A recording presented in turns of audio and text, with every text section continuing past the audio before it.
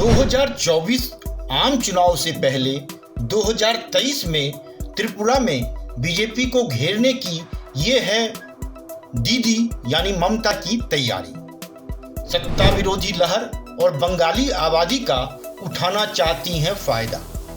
बंगाल चुनाव में बीजेपी को पटकनी देने के बाद आत्मविश्वास से भरी हैं टीएमसी प्रमुख ममता बनर्जी व उनके समर्थक। एक तरफ बंगाल में उपचुनाव कराने के लिए चुनाव आयोग पर हर संभव दबाव बना रहे हैं, क्योंकि उन्हें पता है कि नवंबर के पहले हफ्ते तक उपचुनाव के नतीजे नहीं आए तो उन्हें सीएम कुर्सी छोड़नी पड़ सकती है। भाजपा की इच्छा भी यही है कि ममता को बंगाल में ही उलझा कर रखा जाए, लेकिन ममता खुद को राष्ट्रीय स्तर पर एक्टिव करने में जुट गई है। पड़ोसी राज्य त्रिपुरा में 2023 में होने वाले विधानसभा चुनाव को देखते हुए जिस तरह वह वहां सक्रिय हुई हैं, वह इसी का हिस्सा है। ममता यहां सत्ता विरोधी लहर और बंगाली आबादी का पूरा फायदा उठाना चाहती है। आइए वनडे मैट्रम के इस खास कार्यक्रम इनसाइड स्टोरी में जानते हैं कि त्रिपुरा को लेकर क्या है टीएमसी की प्लानिंग और त्रिपुरा के माध्यम से किस तरह बीजेपी को मैसेज देने का सोच रही है टीएमसी प्रमुख ममता बनर्जी। अपने गढ़ पश्चिम बंगाल में जीत की हैट्रिक लगाने के बाद कोई शक नहीं कि ममता बनर्जी का आत्मविश्वास उफान पर है, पर उनकी यह बम्पर जीत और आत्मविश्वास बीजेपी को कतई रास नहीं आ रहा है। इस चुनाव में ममता बनर्जी को एक ही नुकसान हुआ कि वह खुद बीजेपी प्रत्याशी शुभेंदु अधिकारी के खिलाफ चुनाव नहीं जीत पाई। ऐसे में उन्हें नवंबर तक हर हाल में उपचुनाव जीतना ही जीतना होगा, तभी वह मुख्यमंत्री बनी रह सकती है। बीजेपी के हाथ में हार का बदला लेने के लिए ममता की यही नब्ज है। वह चाहती है कि ममता को कुर्सी छोड़नी पड़े। इन परिस्थितियों में सारा दारोमदार चुनाव आयोग पर निर्भर है कि वह उपचुनाव कराता है या फिर कोरोना के चलते चुनाव टाल देता है। पर इन हालातों में भी ममता बनर्जी बीजेपी के खिलाफ डटे रहना चाहती है। केवल बंगाल में ही नहीं, बंगाल के बाहर भी। वह पहले चरण में त्रिपुरा में बीजेपी को इसलिए घेरना चाहती है क्योंकि यहाँ बीजेपी के खिलाफ सत्ता विरोधी लहर है और दूसरा यहाँ बड़ी संख्या में बंगाली आबादी रहती है। लिहाजा ममता की टीएमसी को यहाँ भरपूर फायदा मिल सकता है, इसलिए ममता का पूरा फोकस यहीं पर है। इसके लिए वह न केवल प्रशांत किशोर की कंपनी आईपैक की पूरी मदद ले रही है, बल्कि ममता ने यहाँ विधानसभा चुनाव से पहले एक 5 सदस्यीय टीम भी बनाई है, जिसे 5 पांडव का नाम दिया गया है। इस टीम में कानून मंत्री मोलाय घटक, शिक्षा मंत्री ब्राटियो बसु, INTUC बंगाल के अध्यक्ष ऋतुव्रत भट्टाचार्य और पूर्व विधायक समीर चक्रवर्ती शामिल हैं। इन सबको बारी बारी से लगातार त्रिपुरा का दौरा करने और वहां संगठन तैयार करने की जिम्मेदारी दी गई है। पार्टी द्वारा राज्य के लिए एक आधिकारिक ट्विटर हैंडल भी लॉन्च कर दिया गया है। यह बंगाल के बाहर के क्षेत्र के लिए पार्टी का पहला माइक्रो ब्लॉगिंग साइट हैंडल है। वहीं त्रिपुरा की सियासत पर नजर रखने के लिए ममता बनर्जी के भतीजे अभिषेक बनर्जी भी लगातार सक्रिय हैं। वह पिछले दिनों प्रशांत किशोर की टीम से मिलने के लिए अगरतला के एक होटल में रुके थे, जहां कोरोना का हवाला देकर प्रशांत किशोर की कंपनी आईपैक की टीम को रोक दिया गया था। वहीं ममता बनर्जी के भतीजे अभिषेक बनर्जी के काफिले पर हमला भी हो गया था। ममता ने अभिषेक बनर्जी के काफिले पर हमले के लिए सीधे तौर पर केंद्रीय गृह मंत्री अमित शाह को जिम्मेदार ठहराया है। उन्होंने कहा कि अमित शाह के इशारे पर यह हमला हुआ है। ममता बनर्जी ने दहाड़ते हुए कहा, इन हिंसक घटनाओं के बाद भी मैं पीछे नहीं हटूंगी। वह यहीं नहीं रुकी। उन्होंने आगे कहा, त्रिपुरा, असम और यूपी समेत जहां भी बीजेपी को सत्ता मिली है, वहां अराजकता का शासन है। वहां दिन दहाड़े टीएमसी के कार्यकर्ताओं पर हमले किए जा रहे हैं। इसके बाद भी पुलिस और प्रशासन की ओर से कोई एक्शन नहीं लिया जा रहा है। बंगाल की सीएम ने कहा, इस तरह के हमले केंद्रीय गृह मंत्री के सक्रिय समर्थन के बिना नहीं किए जा सकते।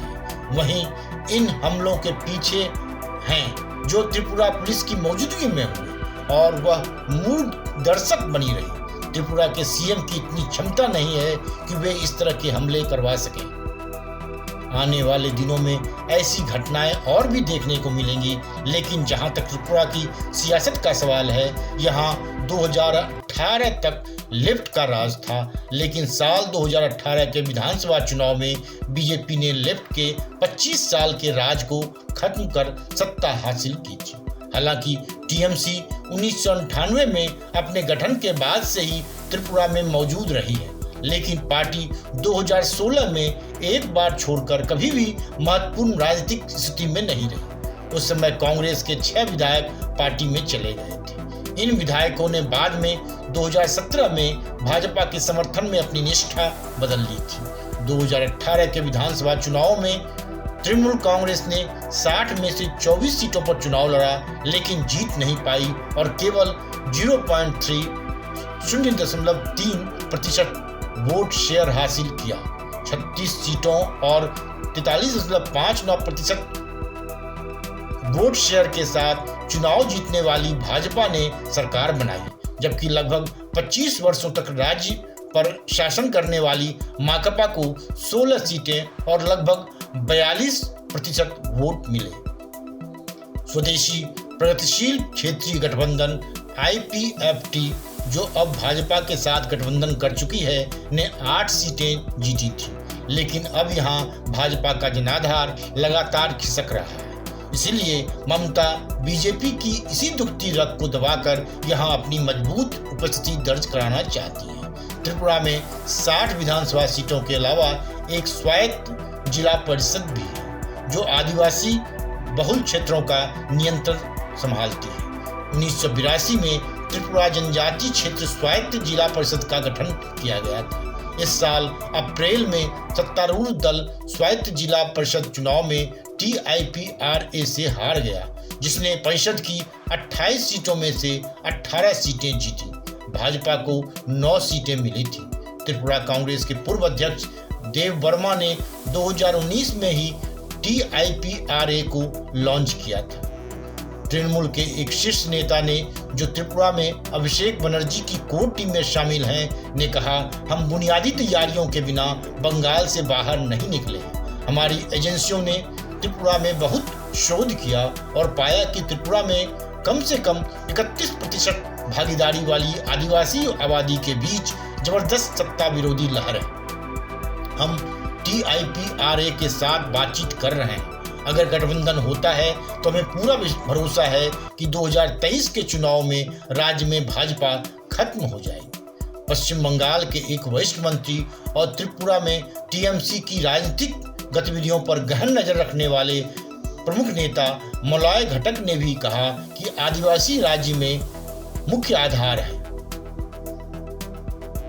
उन्होंने कहा, पहले आंकड़े देखिए, त्रिपुरा में आदिवासी आबादी लगभग 30 से 31% है और लगभग 7 से 8% अल्पसंख्यक है। 60 सीटों में से कम 20 में आदिवासियों का दबदबा है, जबकि कम से कम 5 पर अल्पसंख्यक निर्णायक फैक्टर है। उन्होंने कहा, इसके अलावा स्थानीय लोगों के बीच हमने विप्लव देव के नेतृत्व वाली भाजपा सरकार के खिलाफ नाराजगी महसूस की है। लोग नौकरियां और विकास चाहते हैं। हम दीदी की सामाजिक सुरक्षा योजनाओं को सामने रख रहे हैं। इसके अलावा हमें स्थानीय मूल पार्टियों का भी समर्थन हासिल है। एक पूर्व मंत्री और एक पूर्व विधायक सहित कम से कम आधा दर्जन कांग्रेस नेता पहले ही हमारे साथ जुड़ चुके हैं। TMC के इन बढ़ते कदमों से बीजेपी खेमे में भी हड़कंप मचा हुआ है। ममता के भतीजे अभिषेक बनर्जी के त्रिपुरा दौरे से पहले ही पोस्टर वार देखने को मिला। सड़कों पर लगे अभिषेक बनर्जी के पोस्टर भी फाड़ दिए गए थे, लेकिन अभिषेक के फटे पोस्टर इस बात का संकेत दे रहे हैं कि त्रिपुरा में इस बार बीजेपी की राह आसान नहीं होगी। अगर ममता की TMC त्रिपुरा में अपने पैर जमाने में कामयाब हो जाती है, तो फिर 2024 में होने वाले लोकसभा चुनावों में भी ममता बीजेपी के लिए परेशानी खड़ी कर सकती है। उसके लिए वह अभी से तैयारी कर रही है, चाहे इसके तहत उनका दिल्ली दौरा रहा हो या फिर उन्हें बंगाल में चुनाव जीतने में महत्वपूर्ण भूमिका निभाने वाले रणनीतिकार प्रशांत किशोर की कंपनी आईपैक के साथ 2024 तक कॉन्ट्रैक्ट बढ़ाना। Bureau report, one day matrix.